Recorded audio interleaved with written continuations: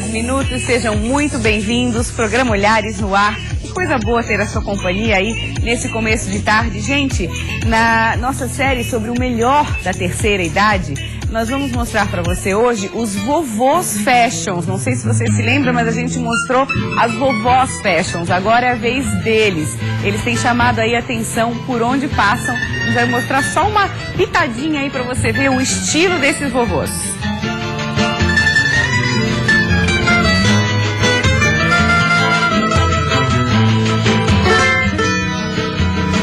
Cheios de charme, né? Você sabia que existem cursos preparatórios para aposentadoria?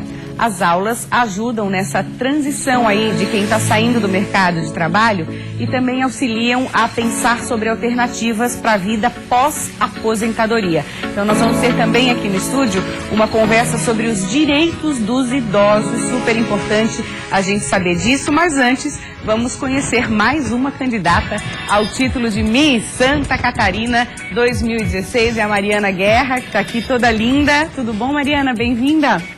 Tudo bem? Mariana é Miss Araranguá 2016. Exatamente. Eu gosto sempre de dizer, que eu sei que o pessoal que está em casa gosta de saber, a Mariana mede 1,76 m, tem 57 quilos. E aí eu te convido para sentar, seja bem-vinda. Obrigada. Conta pra gente, Mariana, o que mudou na sua vida depois que recebeu aí a faixa?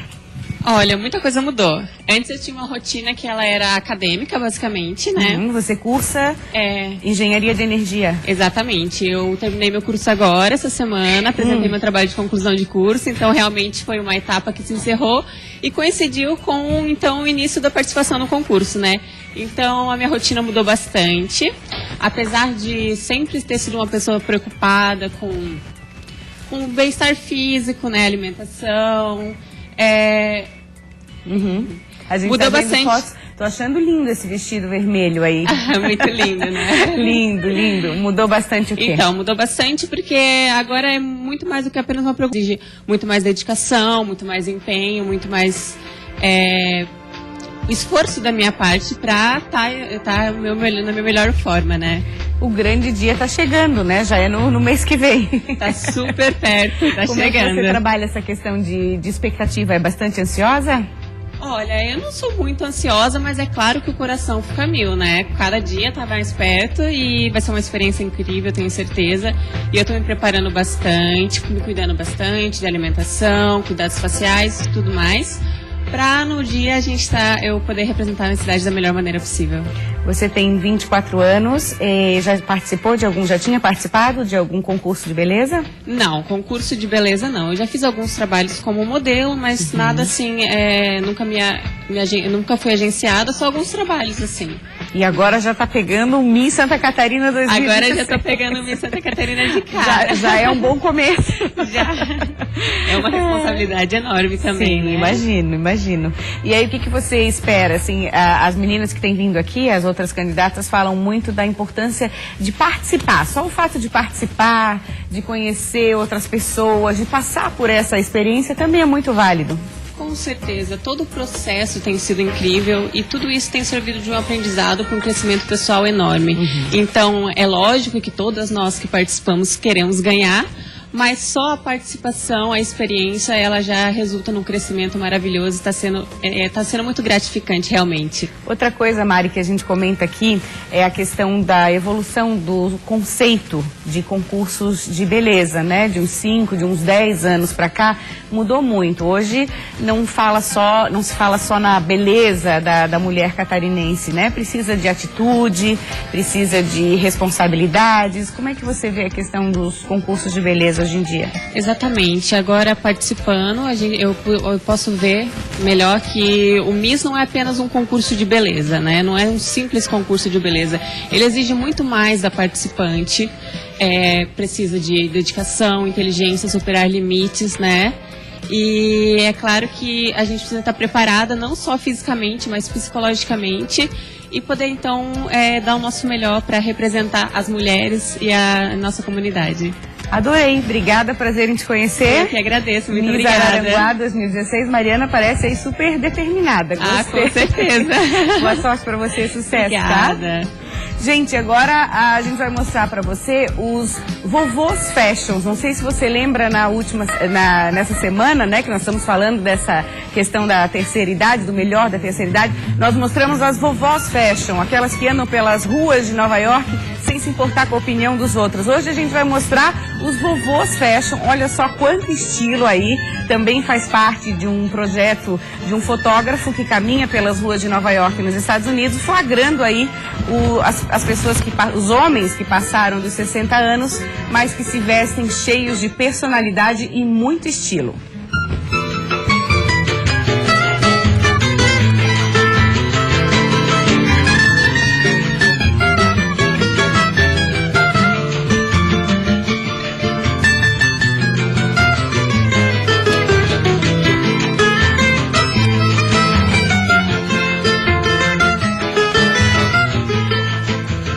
Bacana, né? Assim a gente entra no tema da semana. Estamos mostrando aí o melhor da terceira idade. A gente não podia deixar de falar da questão da aposentadoria, que é o nosso assunto agora com a Débora, doutora em psicologia. Bem-vinda, Débora. É um prazer tê-la aqui. Prazer é meu.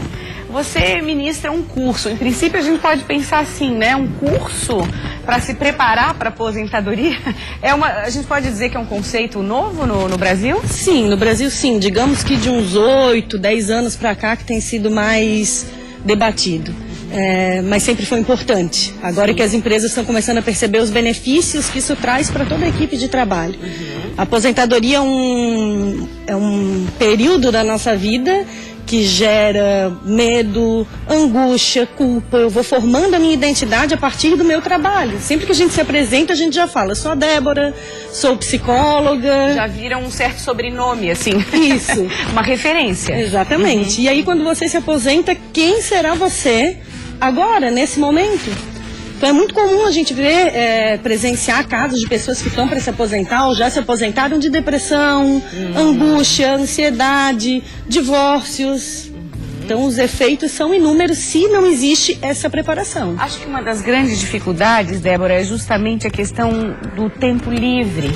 Né? A pessoa envolvida no trabalho, tem sua rotina, tem seus horários, tudo cronometrado, e de repente se vê com o tempo livre. O que eu vou fazer com esse tempo livre? Vocês trabalham essa questão no curso? Exatamente. Então, os cursos de preparação para aposentadoria que a gente faz tem módulos de aprendizado. Então a gente trabalha desde a parte previdenciária e legal, que é importante a pessoa saber como... A parte burocrática mesmo, assim. A parte de medicina, saúde, alimentação e atividades físicas, porque o idoso acaba, né, quando a pessoa está para se aposentar, perde aquela rotina de trabalho, fica mais ociosa, mas agora é o tempo que ela mais... vai ser o período que ela mais vai ter tempo para fazer atividades físicas. Tem pessoas até que viram atletas. Quando se aposentam. Conheço vários casos assim, legal, que descobrem outros prazeres da vida. Assim. Exato. Nós trabalhamos também com um módulo de lazer. Tem gente que vai viajar, fazer trabalhos voluntários, se envolver em outras atividades. E aí entra essa gestão do tempo livre, o que ela vai fazer, como ela vai organizar esse seu tempo. Tem até relatos de aposentados que dizem, bom, agora eu tomo um café da manhã de 1 hora, de 40 minutos. E consegue encontrar prazer nisso, né? Eu acho que o X da questão aqui é encontrar prazer também, né? Exatamente. E aí a gente trabalha também com um módulo de educação financeira, que ela tem que se planejar. Em geral, ela não vai se aposentar com o mesmo salário que tinha. A parte de apoio psicossocial, que é a mais importante, que entra todo o suporte que ela tem que ter, o suporte da própria família, porque a família fica com muita expectativa em cima desse aposentado. Agora você vai se aposentar, então você vai cuidar do seu pai doente, você vai fazer as compras, você vai fazer tal coisa, mas o que realmente ele quer fazer? Isso é interessante você falar, não é só pro aposentado, é a visão que a família tem, como é que a família vai lidar com esse novo momento de vida. Exatamente. Então é importante que a gente chame também a família em alguns momentos para trabalhar essa divergência aí de expectativas que surgem, e também o empreendedorismo. Muitos acabam abrindo o seu próprio negócio, ou ajudando os filhos a abrir o seu próprio negócio e vão tomar um novo rumo aí na sua carreira. Então a aposentadoria não é o fim. Quando a gente faz esse curso nas empresas, a gente vê que a visão que eles têm é que acabou. Não acabou. Agora é um recomeço, é uma nova etapa. Uma nova etapa. Um geriatra veio no programa essa semana e falou exatamente isso que você está falando. É uma nova fase da vida. Não tem marco de fim, não tem nada disso, né? E a vida é cheia de fases, né? De Sim. infância, adolescência, do momento que a gente se forma e o momento que se aposenta. Débora, você está falando na questão do curso ministrado nas empresas. Existe possibilidade de uma pessoa física fazer esse curso? Assim, eu quero fazer, ou está sempre relacionado com empresas?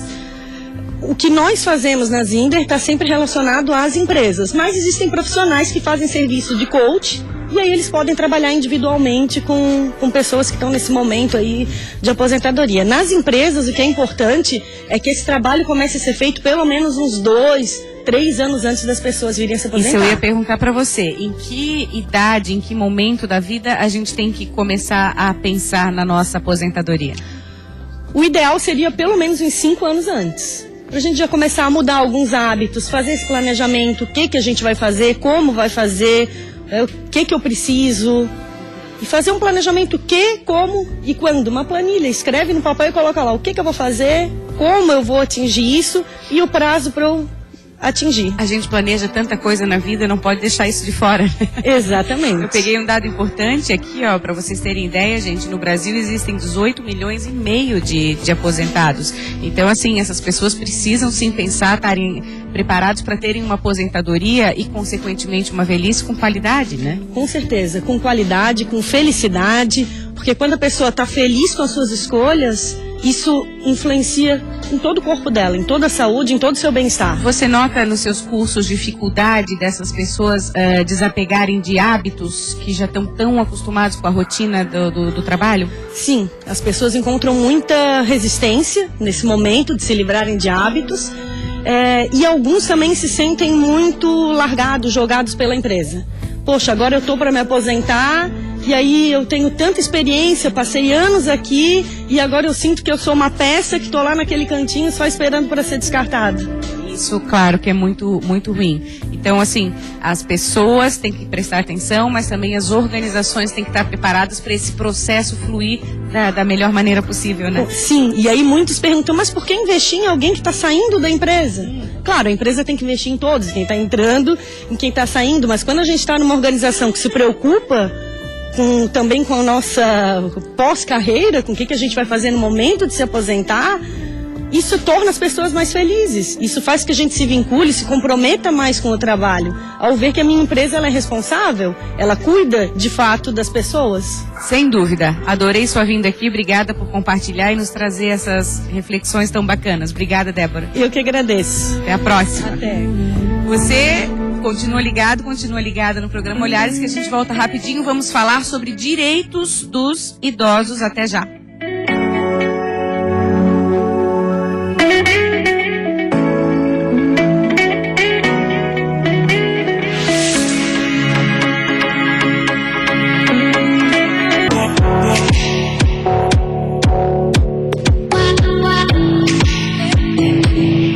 Programa Olhares de volta, agora vamos falar sobre os direitos dos idosos. Importante esse conhecimento não só para os idosos, mas para a sociedade inteira, para a gente começar a fazer valer deveres e direitos. É a nossa obrigação, eu diria assim, né? Tudo bom, Ariane? Seja muito bem-vinda. Oi, boa tarde. Ariane Angioletti é da Comissão do Direito do Idoso. Quando a gente fala no direito do idoso, qual que você considera o mais importante, a mais importante conquista? Na verdade, o direito do idoso, ele engloba, o advento do Estatuto do Idoso, na verdade, ele engloba uma série de direitos em que todos nós temos acesso, mas que ele é tratado com uma certa diferença para aqueles que têm mais de 60 anos. Para mim, especificamente, o direito a ser respeitado na sua vivência enquanto ser humano que ultrapassou a faixa dos 60 anos é o mais importante. Porque a partir do momento que você tem o respeito, você consegue ter sim o acesso a uma série de itens, né, que ele precisa para sobreviver. Interessante que você está colocando, que é essa questão de respeitar o idoso. Não adianta só ter uma lei. Acho que passa por conscientização, por educação, por uma cultura toda da sociedade. Né? Na verdade, o Brasil é um dos países que mais possui legislação no mundo. E nem por isso quer dizer que a gente tenha uma sociedade efetivamente justa e leis que efetivamente funcionem, né? A gente tem até aquela questão da lei que pega e a lei que não pega, né? Então, realmente, a educação e a conscientização da sociedade talvez seja o mais importante do que a construção de legislações específicas para cada setor da sociedade.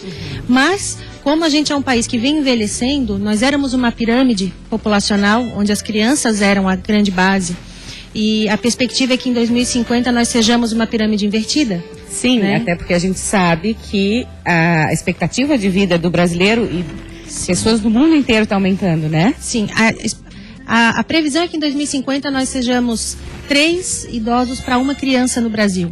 Então a gente vai se assemelhar a países da Europa. Então realmente a necessidade de se estudar e de se garantir os direitos dos idosos a partir de agora, quando a população ficar realmente velha, a gente tem que ter esses mecanismos de garantia a esses direitos. Direito à moradia, direito à saúde, direito à educação, porque o idoso não pode parar de se exercitar. Falamos ontem aqui da importância das universidades oferecerem cursos e estarem preparadas para receber esses alunos. Direito de viver uma velhice digna, né? Se quiser continuar trabalhando, que as empresas estejam preparadas para receber esse idoso aposentado. Direito à vivência familiar, mesmo aqueles que estão em casas geriátricas, em instituições de longa permanência, enfim, uma série de direitos para que eles tenham uma vida digna, né? Quando você fala nessa questão desses direitos, a gente fala também da importância, Ariane, de políticas públicas que possam contemplar essa questão de uma velhice com qualidade de vida, né? Sim. O poder público, ele vem aos poucos abrindo um pouco mais o olhar para o idoso, que não seja tão assistencialista. Hoje o idoso, então, é visto muito o idoso que é carente e mesmo assim o acesso não é tão facilitado, porque se divide aquela atenção com toda a faixa da população que tem pouca renda, enfim, que também precisa de ajuda. Um município aqui em Santa Catarina, que é Balneário Camboriú, ele já tem uma Secretaria Municipal do Idoso. Já é um grande começo. Município de São José, por exemplo, tem o Centro de Atendimento ao Idoso, que é um atendimento que eles fazem maravilhoso, tem 14 mil idosos atendidos mensalmente. Estivemos lá mostrando aula de informática e hidroginástica que você vai acompanhar amanhã no Olhares. Então, aqui. assim, existem algumas alternativas que eles estão tomando frente para que o idoso não seja olhado apenas como aquele... eu costumo dizer o pobre coitado que chegou, está no fim da vida, está ali sentado esperando morrer. E não é isso, né? Hoje as pessoas acabam se aposentando entre 53, 54, 65 anos. A expectativa de vida do brasileiro chega a 80, 85 anos. Então são 20, 25 anos de vida em que a pessoa... muita produtividade, né, Ariane? Pode produzir muito na sociedade ainda. Ele não tem que ficar só em casa cuidando do neto, do bisneto, né? Que infelizmente é isso que acontece. Hoje o idoso é o grande, continua sendo e se tornou ainda, numa boa parte aqui de Santa Catarina, o grande provedor econômico da família. Então, virou, até um dos maiores crimes que acontece, é o crime econômico, né? Que a família usa aquele idoso para pegar empréstimo consignado, por exemplo. Né? A gente tem notícias de vez em quando disso. Então, o idoso é uma parte fundamental na família, muito embora ele não seja respeitado como tal. Você falou da questão de crimes, uma coisa que a gente precisa falar também é a violência contra os idosos. É uma coisa que choca muito, mas infelizmente acontece. A maior violência registrada no Disque 100, que é o número para que todos possam ligar quando tem alguma notícia de crime, é a negligência. Ou seja, é você deixar de fazer algo que você sabe que aquela pessoa precisa. Então, o idoso que fica sozinho em casa, que a família não dá a medicação necessária, não leva ao médico, não oferece o alimento. Enfim, a negligência é a maior violência que acontece contra o idoso hoje no país todo, né? Então, aquele idoso... enfim, a gente sabe que existem famílias que crescem com problemas de relacionamento e aí o idoso fica num momento de necessidade e a família não consegue dar o carinho que ele precisa. Mas se tivesse respeito pelo envelhecimento, pelo menos o atendimento seria dado, né? Por isso que eu digo que o respeito é o mais importante. Nós falamos do respeito no começo, demos toda uma volta e acabamos no respeito. Uma coisa importante falar também que é o direito de ir e vir, a gente sabe que é um direito de todos e aí também do idoso que precisa sim ter essa mobilidade. Vamos acompanhar uma reportagem. O direito de ir e vir é garantido a todos, mas para algumas pessoas essa questão tão básica pode não ser tão simples quando o assunto é transporte público. No Terminal Central de Integração de Florianópolis, centenas de pessoas circulam diariamente e algumas encontram dificuldades pelo caminho. Paciência com os idosos, que eu acho que eles não têm, entendeu? Esperar ele subir, esperar ele descer, parar no lugar que a gente pede para parar, porque isso é lei. Se é lei, se é direito, eu quero o meu direito. Vou correr atrás do meu direito. A parte da frente é muito alto para as pessoas mais idosas, isso eu acho sim. Eu, por exemplo, não sou tão idosa assim, mas tenho dificuldade, que com uma dor no joelho, na perna, tenho dificuldade, sim. Essa é uma dificuldade encontrada. Essas são as principais queixas entre os idosos.